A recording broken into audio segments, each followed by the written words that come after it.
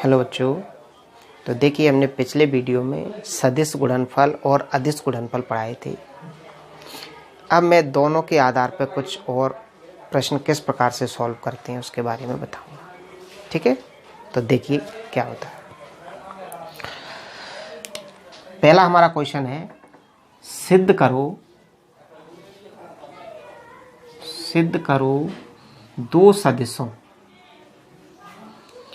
दो सदिशों का सदिश गुणनफल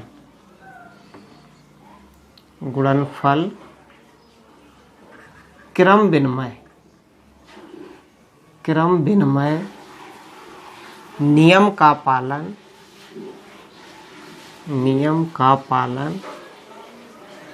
नहीं करता है, अर्थात A cross B does not equal to B cross A। यानी A क्रॉस B जो होता है वो B क्रॉस A के बराबर नहीं होता है।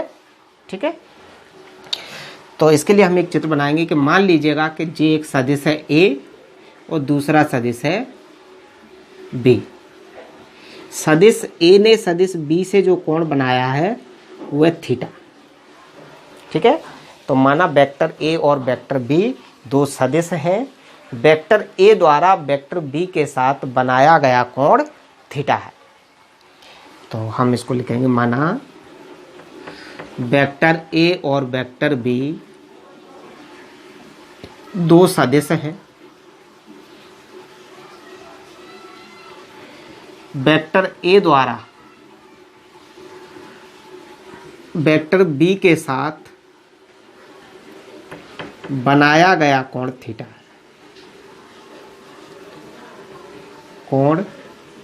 है। तब वेक्टर A और वेक्टर B का सदिश गुणनफल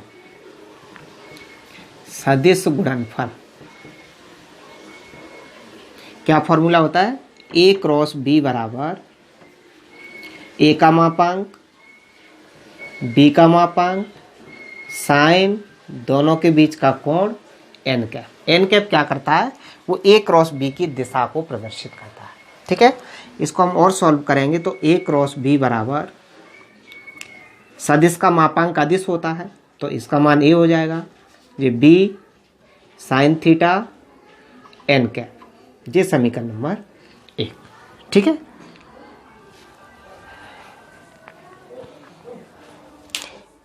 इसी प्रकार अब देखिए इसके आगे हम B क्रॉस A निकालें।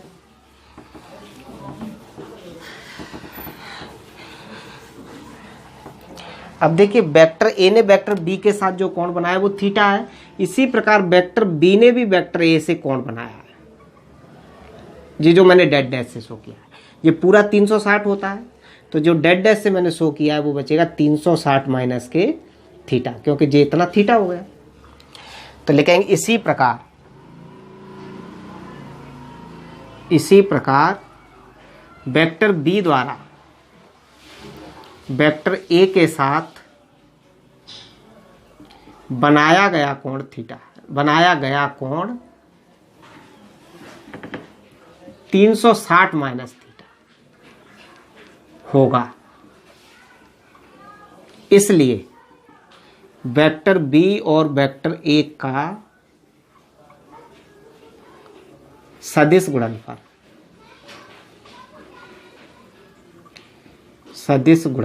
ये क्या हो जाएगा? B क्रॉस A बराबर क्या वही फॉर्मूला लग जाएगा? B का मापांक A का मापांक साइन दोनों के बीच का कोण तो 360 माइनस थीटा और n कैप किसकी दिशा बताएगा? इसकी दिशा बताएगा, B क्रॉस A बराबर सदिश का मापांक अदिश होता है तो ये हो जाएगा B, ये A साइन। देखिए साइन 360 माइनस थीटा बराबर होता है माइनस के साइन थीटा। ये मैंने पिछले वीडियो में बताया भी था। ठीक है, क्योंकि साइन 360 माइनस थीटा बराबर माइनस के साइन थीटा। ठीक है, क्योंकि 360 कौन से चतुर्थांश में जाएगा? फोर्थ में, और फोर्थ में साइन कैसा होता है, नेगेटिव, क्योंकि फोर्थ में साइन और फोर्थ में कॉस और सेक पॉजिटिव होती हैं, बाकी नेगेटिव होती हैं, तो साइन कैसा होगा, नेगेटिव हो जाएगा। 360 वाले चेंज नहीं होते हैं, इसलिए साइन का साइन ही रहेगा। तो आप समझ सकते हैं इसकी वैल्यू कितनी हो जाएगी, माइनस के साइन थीटा, और जे एन कैप जैसे का है, ठीक है जी, नोट कर लेना साइन। बी क्रॉस ए बराबर, देखिए जे बी ए जे तो अदिश है, तो पहले ए को लिख दूं फिर बी को लिख दिया, और साइन थीटा एन कैप, ये जो माइनस है उसको मैंने बाहर निकाल दिया, ठीक है। नई लाइन से इस माइनस को मैं लेफ्ट साइड में ले आऊं तो क्या हो जाएगा, माइनस के बी क्रॉस ए बराबर A B sine theta N cap, जिस समीकरण नंबर 2, ये जो माइनस है उसको मैं लेफ्ट में। देखिए समीकरण 1 और 2 के राइट साइड बराबर है तो लेफ्ट भी बराबर होंगे, तो हम क्या कर दें, तुलना कर दें। तो समीकरण 1 व 2 की तुलना करने पर, समीकरण 1 व 2 की तुलना करने पर की तुलना से क्या हो जाएगा, तुलना करेंगे तो दोनों का लेफ्ट बराबर हो जाएगा, तो ए क्रॉस बी बराबर माइनस के बी क्रॉस ए। तो इसका मतलब ये हुआ कि दो सदिशों का सदिश गुणनफल जो होता है वो क्रम विनिमय नियम का पालन नहीं करता है, क्योंकि ए क्रॉस बी का मान माइनस बी क्रॉस ए के बराबर होता है, ठीक है। तो ए क्रॉस बी को माइनस बी क्रॉस ए लिख सकते हैं, ए क्रॉस बी को बी क्रॉस ए बिल्कुल नहीं लिख सकते हैं, तो A cross B does not equal to B cross A, ठीक है। तो अर्थात सदिश गुणनफल क्रम विनिमय नियम का पालन नहीं करता है, ठीक है। तो जी हमारा क्वेश्चन यहीं समाप्त होता है। चलिए अब आता है अगला प्रश्न। इसी के आधार पे एक क्वेश्चन और मैं पढ़ा रहा हूं आपको। सिद्ध करो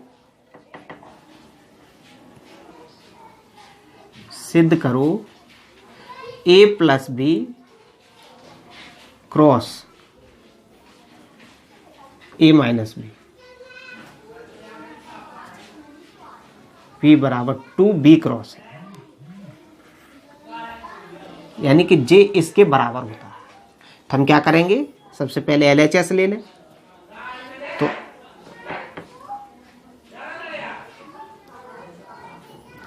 a माइनस बी, ठीक है, जो मैंने लेफ्ट साइड ले लिया। अब हमें प्रोडक्ट करना है, तो पहले ए का पूरे ब्रैकेट में गुणा करेंगे जैसे हम करते हैं, और फिर प्लस बी का पूरे में गुणा करेंगे।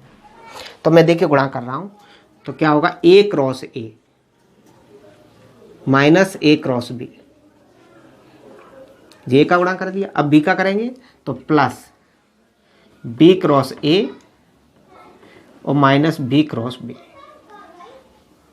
ठीक है।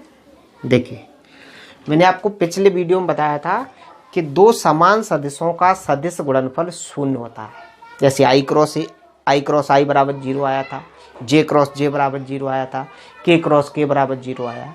तो इसका मतलब यदि दो सदिश समान हैं तो उनका सदिश गुणनफल शून्य होता है। तो क्या हो जाएगा, ए क्रॉस ए बराबर क्या होगा, 0, बी क्रॉस बी बराबर भी 0 होगा, और ए क्रॉस बी बराबर क्या होता है, माइनस के B cross A cross B को हम माइनस बी क्रॉस ए लिख सकते हैं।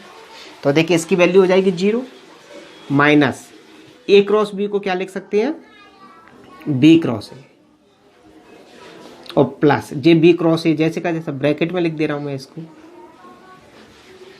और जे भी 0 हो जाएगा। देखिए माइनस का अंदर गुणा करेंगे तो क्या हो जाएगा जी, प्लस हो जाएगा।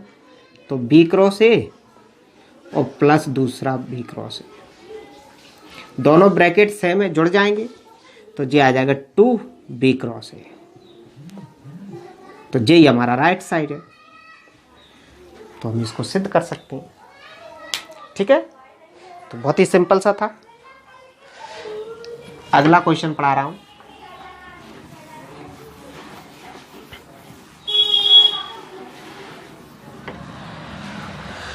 सिद्ध करो वेक्टर ए बराबर 3i कैप प्लस के 6j कैप प्लस के 9k कैप तथा वेक्टर बी बराबर i cap plus 2j cap plus 3k cap परस्पर समांतर सदिश है। समांतर सदिश है, ठीक है। तो सबसे पहले जो हमें दिया है वो लिख लीजिएगा। दिया है वेक्टर ए बराबर 3i cap plus 6j cap plus 9k cap. Vector B बराबर i cap plus 2j cap plus 3k cap, ठीक है। देखिए हमने आपको बताया था जब सदिश के कुछ गुण लिखवाए थे क्रॉस प्रोडक्ट के, कि यदि दो सदिशों का सदिश गुणनफल शून्य आता है तो इसका मतलब ये दोनों सदिश एक दूसरे के समांतर होते हैं। अर्थात ए क्रॉस बी बराबर यदि 0 आ जाए तो ए और बी एक दूसरे के समांतर है। ऐसे ही लंबवत की कंडीशन लिखवाई थी कि यदि ए डॉट बी बराबर 0 आ जाए तो लंबवत है, ठीक। यदि ए डॉट बी बराबर 0 आता है तो लंबवत है, और ए क्रॉस बी बराबर 0 आता है तो इसका मतलब ये समांतर है, ठीक है।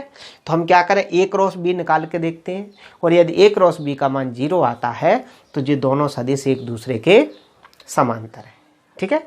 तो देखिए वेक्टर ए और वेक्टर बी परस्पर समांतर होंगे यदि ए क्रॉस बी बराबर 0 है, ठीक है। तो हम ए क्रॉस बी का मान निकालेंगे, क्लियर। तो देखिए ए क्रॉस बी वही सारणिक विधि से ज्ञात करेंगे। तो ए क्रॉस बी बराबर, आप जानते हैं पहले से सारणिक विधि को, क्या लिखेंगे, आई कैप जे कैप के कैप, बीच में कोई कॉमा नहीं लगाते, कोई डैश नहीं लगाते। ए लिखा है पहले तो ए के गुणांक लिखे जाएंगे, और आई के नीचे आई का गुणांक, जे के नीचे जे का गुणांक, और के नीचे के का गुणांक, और चिन्ह सहित लिखे जाते हैं। तो देखिए आई का गुणांक कितना है, ए में 3 6 9, बी में 1 2 3, ठीक। अब इसको कैसे खोलते हैं सारणिक को, तो मैं खोलने का तरीका बता रहा हूँ, आप देखते जाइए। देखिए आई, पहले आई के सापेक्ष खोलेंगे, फिर जे के सापेक्ष खोलेंगे, फिर के सापेक्ष। चिन्ह अल्टरनेट रहते हैं, पहला प्लस का, फिर माइनस का, फिर प्लस का। तो देखिए ए क्रॉस बी बराबर आई के सापेक्ष खोलेंगे तो छोटा सा सारणिक बना लेंगे। आई के आमने सामने को छुपा लेते हैं, इसको छुपा लेंगे और इसको छुपा लेंगे, तो जो बचेगा उसको इस छोटे सारणिक में लिख देंगे, ठीक है। तो जी बचा 6 2 9 3। जे आई के सापेक्ष खोल लिया, आई को प्लस का लिया। अब जे के सापेक्ष खोलेंगे, जे को माइनस का लेते हैं। अब जे के आमने सामने को छुपाएंगे तो एक लाइन तो जे छुप जाएगी और एक जे बीच वाली छुप जाएगी, तो जो बचेगा उसको लिख देंगे। तो 3 1 9 3, 3 1 9 3। अब के सापेक्ष खोलेंगे तो जे होगा प्लस का, वही छोटा साड़ी, के आमने सामने को छुपा दो तो एक लाइन तो जे छुप जाएगा और एक जे, जो बचा है उसको लिख दो। तो 3 1 6 और 2, ठीक है। अब देखिए ए क्रॉस बी बराबर आई कैप जैसे, अब इसमें तिर्यक गुणा करके खोलना है। तो पहले ऊपर से नीचे के लिए आना है, तो 6 का 3 से करेंगे तो कितना आएगा 18, फिर माइनस चिन्ह अपनी तरफ से लगाना है, फिर इसका इससे करेंगे, 2 का 9 से करेंगे तो 18, माइनस जे जैसे का जैसा, फिर से वैसे ही खोलेंगे, 3 का 3 से करेंगे तो 9, माइनस चिन्ह अपनी तरफ से, 1 का 9 से करेंगे तो 9 ही आएगा, ठीक है, प्लस के, ठीक। 3 का 2 से करेंगे तो 6, माइनस चिन्ह अपनी तरफ से, 1 का 6 से करेंगे तो 6, क्लियर। देखिए 18 में से 18 जाएगा 0, 0 का आई से गुणा करेंगे तो कितना आएगा 0 ही आएगा, तो जो हो जाएगा 0, 9 में से 9 जाएगा तो 0, 0 का जे से करेंगे तो 0, 6 में से 6 जाएगा तो 0, 0 का के से करेंगे तो 0। तो ए क्रॉस बी बराबर कितना आ गया? 0। इसका मतलब क्या हुआ? अर्थात वेक्टर ए और वेक्टर बी परस्पर समांतर है। ठीक है, यदि ए क्रॉस बी बराबर 0 आ जाए तो इसका मतलब दोनों सदिश समांतर है। ठीक है, मुझे लगता है समझ में आ गया होगा। चलिए एक क्वेश्चन और पढ़ा रहा हूं आपको। 3j cap 2i cap minus के 3j cap plus k cap तथा वेक्टर b बराबर प्लस j कैप माइनस के 2k कैप हो तो निम्न के मान ज्ञात कीजिए।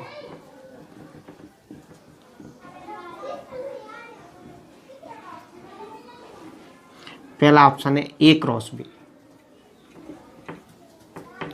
दूसरा ए क्रॉस बी का मापांक, तीसरा साइन थीटा और चौथा कॉस थीटा। जी हमें ज्ञात करना है। ठीक है, तो सबसे पहले हमें जो दिया है वो लिख लेंगे। बहुत ही सिंपल है, आप कर सकते हैं। सबसे पहले लिखेंगे दिया है,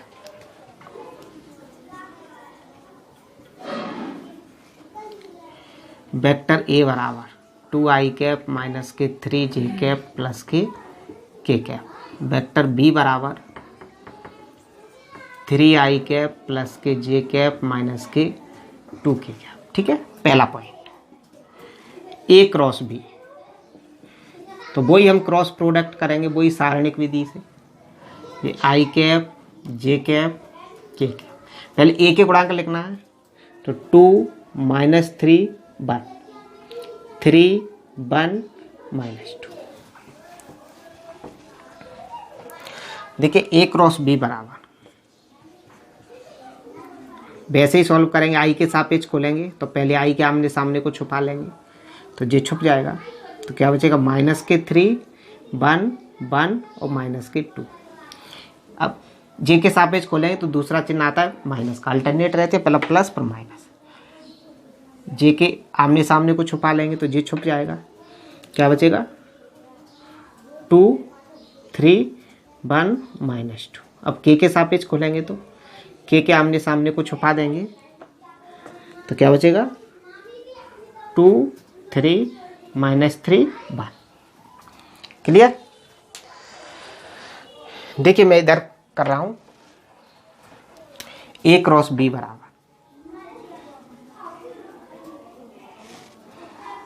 आई, वही तेरिया गुणा करेंगे, इसका इसमें गुणा तो कितना हो जाएगा? 6, फिर माइनस चिन्ह अपनी तरफ से, इसका इसमें करेंगे तो 1।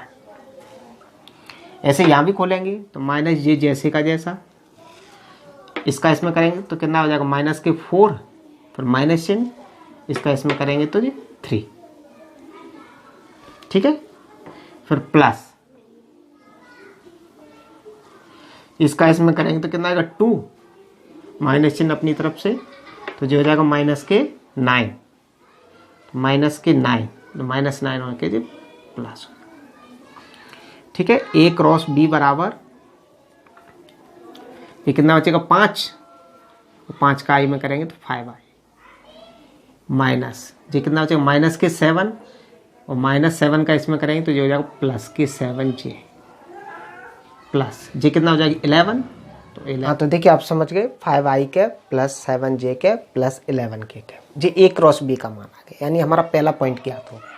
अब हमें दूसरा पॉइंट ज्ञात करना है, तो दूसरा पॉइंट क्या है? ए क्रॉस बी का मापांक। जी मैं इसको इसलिए साफ नहीं कर रहा हूँ, इसकी मुझे अभी ज़रूरत पड़ेगी। तो सेकंड पॉइंट, ए क्रॉस बी का मापांक। तो मापांक आप जानते हैं कैसे निकालते हैं? अंडर रूट के अंदर आई के गुणांक का वर्ग प्लस जे के गुणांक का वर्ग प्लस के गुणांक का वर्ग। यहाँ पर आई का गुणांक कितना है? 5, तो 5 का वर्ग, जे का गुणांक 7 तो इसका वर्ग, के का गुणांक 11 तो इसका वर्ग। इसको और सॉल्व कर दें 5 का वर्ग 25, 7 का वर्ग 49, 11 का वर्ग 121। हम तीनों को जोड़ देंगे तो कितना हो जाएगा? देखिए 1, 10 और 5, ठीक है, हासिल 1, 2, 6, 8 और एक 9, ठीक है, और जब 195। इसका वर्गमूल आ नहीं रहा है तो ऐसे ही रहने दीजिएगा, ठीक। अब निकालेंगे हम थर्ड पॉइंट। थर्ड पॉइंट क्या है हमारा?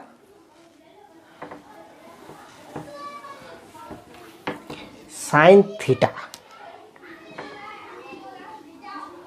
साइन थीटा जी ज्ञात करना है, ठीक है। तो देखिए एक फॉर्मूला होता है जी, ए क्रॉस बी बराबर ए का मापांक बी का मापांक साइन थीटा एन कैप। पूरे का मापांक ले लें तो ए क्रॉस बी का मापांक बराबर, ये भी पूरा मापांक में आ जाएगा, साइन थीटा और एन कैप, ठीक है। देखिए ए क्रॉस बी बराबर जैसे का जैसा, एन कैप क्या? एकांक सदिश, और एकांक सदिश का मापांक होता है 1, ठीक है, और बाकी सब मापांक में पहले से ही है, तो क्या हो जाएगा? ए का मापांक बी का मापांक साइन थीटा, और जो एन कैप का जो मापांक है वो कितना हो गया? 1 हो गया, क्योंकि एकांक सदिश का मापांक 1 होता है। यहाँ से मैं साइन थीटा निकालूँ तो साइन थीटा बराबर आ जाएगा ए क्रॉस बी बटे मापांक ए इंटू मापांक बी। इन सब की वैल्यू रख दीजिएगा। इसकी वैल्यू हमारे पास है, अभी हम निकाली थी, इनकी वैल्यू हमें पहले निकालनी पड़ेगी, तो यहाँ से निकाल सकते हैं, ठीक है, समझ गए यहाँ तक? तो जे मान इसको चाहो तो मैं समीकरण नंबर 1 भी दे सकता हूँ। अब हम निकाल रहे हैं,